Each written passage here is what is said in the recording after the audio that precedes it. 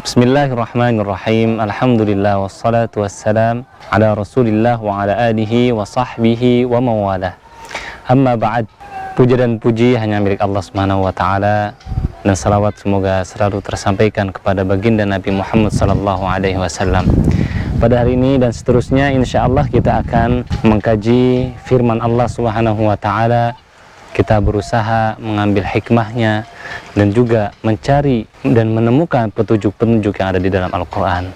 Ya, tentunya dengan tafsirul Quran, tafsir ayat-ayat Al-Quran. Orang yang dekat dengan Al-Quran artinya dekat dengan petunjuk, karena Al-Quran diturunkan oleh Allah Subhanahu wa taala sebagai petunjuk. Alif Lam Mim, dzalikal kitabu la raiba fihi hudal lil muttaqin. Ini adalah Al-Quran, la raiba fihi, tidak ada keraguan di dalamnya, hudan lil muttaqin, sebagai petunjuk bagi orang-orang yang bertakwa. Karenanya apabila kita dekat dengan Al-Quran, kita banyak memahami Al-Quran, insyaallah kita akan dekat dengan petunjuk dari Allah Subhanahu wa taala. Bismillahirrahmanirrahim. Pemirsa yang dirahmati Allah, di hari yang mulia ini insyaallah kita akan memulai mengkaji Al-Quran dan juga tafsirnya dan juga hidayah-hidayah dalam Al-Quran dari surat Al-Fatihah. Tetapi sebelum kita memulai mengkaji surat Al-Fatihah, kita akan mengkaji isti'adzah atau mengucapkan a'udzubillahi minasyaitonirrajim. Mengapa? Karena apabila kita mau membaca Al-Quran, kita diperintahkan untuk membaca al-isti'adzah, yaitu fa'idha qara'tal qur'ana fasta'idz billahi minasyaitonirrajim.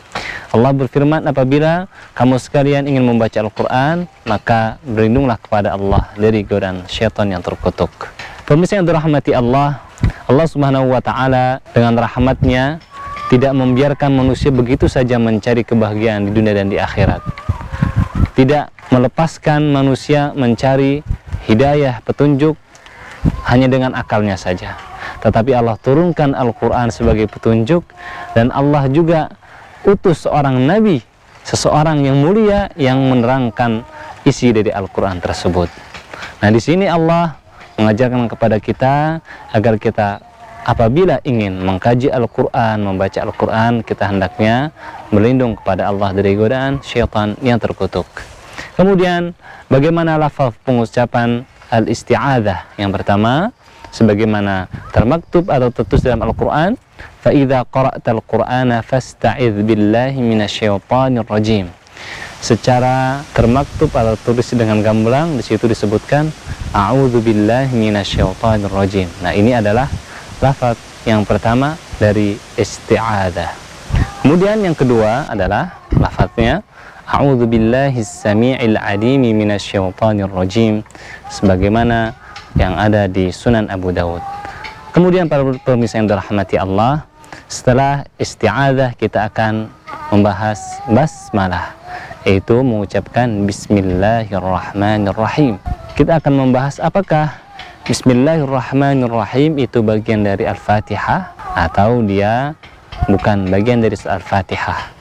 Para ulama berbeda pendapat. Nah, semoga apa yang kami jelaskan ini menjadi petunjuk bagi para pemirsa supaya memahami bahwasannya perbedaan yang ada di lapangan. Ada yang membaca bismillahirrahmanirrahim dan surat Al-Fatihah, alhamdulillahirabbil alamin dalam salat. Ada yang langsung mengucapkan alhamdulillahirabbil alamin dalam salat tanpa mengucapkan bismillahirrahmanirrahim. Perbedaan di lapangan itu bersumber dari perbedaan para ulama yang berpendapat apakah bismillah bagian dari surat Al-Fatihah atau bismillah bukan bagian dari surat Al-Fatihah. Pendapat yang pertama adalah pendapat yang mengatakan bahwasannya bismillah adalah bagian dari surat Al-Fatihah dan juga surat-surat yang lainnya. Pendapat ini dipegang oleh Imam Syafi'i dan salah satu riwayat dari Imam Ahmad. Dan juga ini adalah pendapat Qurra Makkah, para Qurra dari Makkah. Kemudian pendapat Ibnu Abbas, Ibnu Zubair, Ibnu Umar, dan juga Abu Hurairah dan Ali radhiyallahu anhu.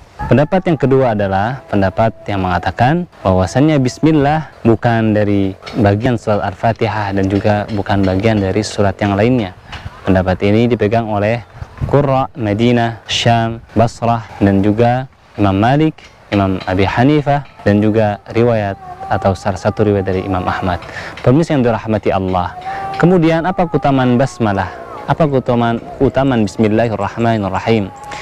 Rasulullah SAW yang kita cintai mengatakan, kullu amrin dzibalin la yubda'u fihi bi bismillahi fahuwa ajzam.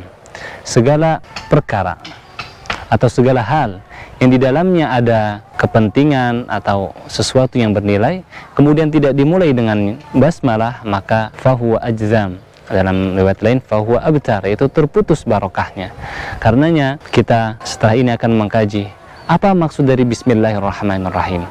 Kalau kita mengucapkan dengan menyebut nama Allah yang Maha Pengasih dan Maha Penyayang, seolah-olah di situ ada kata yang hilang. Kalau secara kalimat itu tidak berfaedah dengan menyebut nama Allah yang Maha Pengasih dan Maha Penyayang. Kenapa?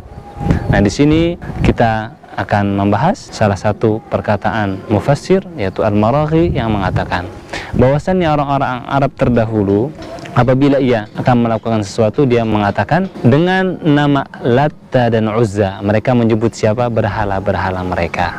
Kemudian apabila ada seseorang yang beramal dan dia mempunyai raja dan dia mengharapkan ridha dan pujian dari raja tersebut, dia mengatakan dengan nama Raja Fulan.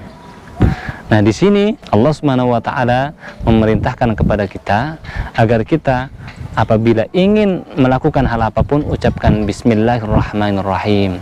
Libatkanlah Allah dalam segala urusan kita. Dan artinya Bismillahirrahmanirrahim adalah, ya Allah, aku memulai amal ini karenamu, dan kemudian aku bisa melaksanakan hal ini adalah karena pertolonganmu. La haula wala quwata illa billah. Tiada daya upaya dan juga tenaga kecuali dari Allah Subhanahu wa ta'ala. Perhatian rahmati Allah. Kemudian ada pertanyaan, kapankah kita sebaiknya mengucapkan basmalah, mengucapkan Bismillahirrahmanirrahim? Para ulama mengatakan bahwasannya kita disunahkan mengucapkan basmalah pada setiap amalan yang di sana ada kebaikan atau amal mubah. Ya, amal biasa saja. Misalnya kita mau bekerja, kita mau berbakti pada orang tua, kita mau sholat, ucapkan Bismillahirrahmanirrahim, supaya kita terpaut dengan Allah Subhanahu wa ta'ala, supaya kita melibatkan Allah dalam setiap perbuatan yang akan kita lakukan. Kita mau berbisnis, ucapkan Bismillahirrahmanirrahim. Kita mau mencari nafkah, ucapkan Bismillahirrahmanirrahim. Kita mau memulai bahtera rumah tangga, ucapkan Bismillahirrahmanirrahim. Bahkan di Al-Quran Allah Subhanahu wa ta'ala berfirman, فَكُلُوا مِمَّا ذُكِرَ اسْمُ اللَّهِ عَلَيْهِ. Maka makanlah dari apa-apa yang telah diucapkan padanya Ismullahi. Artinya apabila ada hewan yang sudah disembelih dengan Bismillah, maka makanlah. Kemudian dalam hadis Rasulullah SAW mengatakan aghriq babaka. Ada sebuah tuntunan dari Rasul agar kita ketika malam hari aghliq babaka wadhkur ismallahi alaih, tutuplah pintumu dan ucapkan bismillah. Kemudian wa auki ina'aka, dan tutupkanlah bejana-bejanamu dan ucapkanlah bismillah. Bahkan ada sebuah hadis yang di situ Rasulullah SAW menyampaikan, idza arada ahadukum ayyati ahlahu, apabila ada salah seorang di antara kamu ingin mendatangi pasangannya, kemudian fayaqul, maka ia berkata, Allahumma jannibna syaitana wa jannibi syaitana mimma razaqtana. Ya Allah, jauhkanlah kami dari syaitan dan jauhkanlah anak-anak kami dari syaitan. Kata Rasulullah SAW, fa innahu iyaqaddir bainahuma waladun la yadurruhu syaitanu abadan. Maka apabila Allah Subhanahu wa ta'ala berkehendak akan terlahir anak dari malam itu, maka anak itu tidak akan disentuh atau diganggu oleh syaitan. Para yang dirahmati Allah, begitu besarnya makna isti'adzah, a'udzubillahi minasyaitonirrajim, dan bismillahirrahmanirrahim. Mari kita jadikan hari-hari kita banyak mengucapkan bismillah. Setiap melakukan apapun kita awali dengan bismillahirrahmanirrahim. Insyaallah kedepannya kita akan berlanjut mengkaji surat Al-Fatihah, kemudian surat Al-Baqarah dan surat-surat yang lainnya, dan semoga Allah bisa memberikan kemudahan kepada kita hingga kita menyelesaikan tafsir satu Al-Quran dari Al-Fatihah sampai An-Nas. Sahabat wasahat yang dirahmati Allah, alhamdulillah kita telah menyelesaikan kajian isti'adzah dan basmalah. Insyaallah selanjutnya kita akan melanjutkan kajian kita tafsir surat Al-Fatihah. Barakallahu fikum. Semoga Allah merahmati kita semua. Wassalamualaikum warahmatullahi wabarakatuh.